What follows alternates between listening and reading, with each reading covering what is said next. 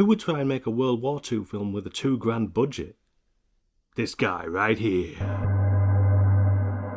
Andrew Games is an award-winning actor from Merseyside who's worked with many great actors, including national treasure Stephen Graham. He's also a director, and as a director he has a love for period films, which I guess stems from a creative draw towards world building. You know, most of us try in some way to capture the world around us, and it's kind of quite easy to do that. You just go outside and point a camera at it.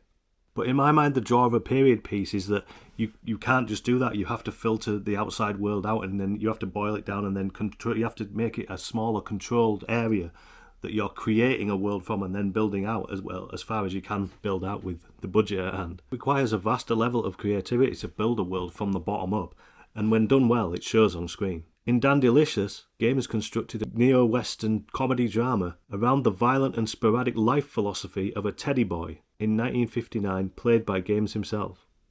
As chaotic and disjointed as the main character's psyche, Dandylicious is a film which flits with flair from scene to scene, painting a broad canvas of conflict with characters coming and going as quickly as the scenery changes. It's a film which has its clear influences and wears them proudly on its sleeve, without letting them take over the whole jacket. But here in Black Rock, Games heads in the opposite direction, shrinking the world around him to a tiny cavern of conflict. It's a brave move to strip away the style you've invested so much energy in creating. Akin to when Darren Aronofsky switched from the cosmic madness of The Fountain to the almost neo-realism of The Fabulous The Wrestler. But was this move as successful?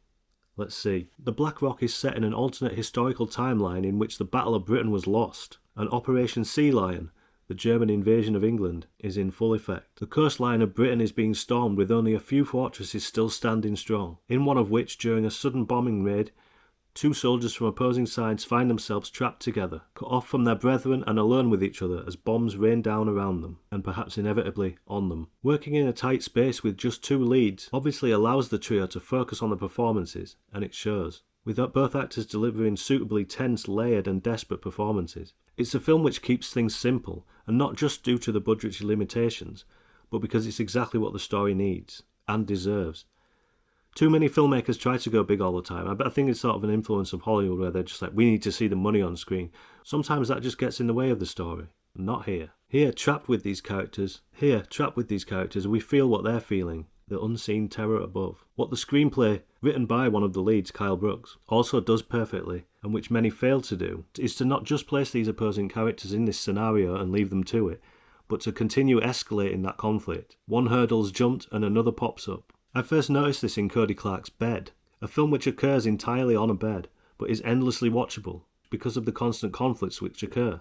Conflicts occur and are resolved, occur and are resolved, occur and are resolved. All without raising a voice. See, the conflicts don't have to be big, they just have to be there, and they have to be with characters you care about. This kind of drama is not popular these days because it's hard, but it is totally achievable. If you know your characters inside and out, then the smallest disagreement can carry great weight. And that's what we get here.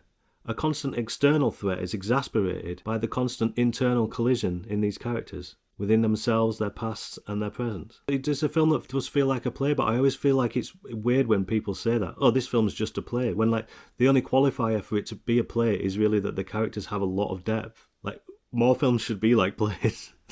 If you've written a script that's engaging enough with just 2 people talking, then you've done a great job. Anyway, I really enjoyed The Black Rock. It's an impeccably acted piece, shot with just the right amount of style to suit the story, and to not overshadow the performances or the nuanced script. And I'm really looking forward to what Andrew Games does next, because now he's done a very stylised film and then a very cut back one, so it'd be interesting to see what he learns from this going forward. If he can find a middle ground there, that would be interesting. So The Black Rock, if you like films like The Sunset Limited, and I know you've probably not seen that, even though I keep mentioning it, or Tape, then you'll likely like this. It's not out yet. I think it's on its festival run, but I'll keep you posted. We are IndieMDB for everything indie.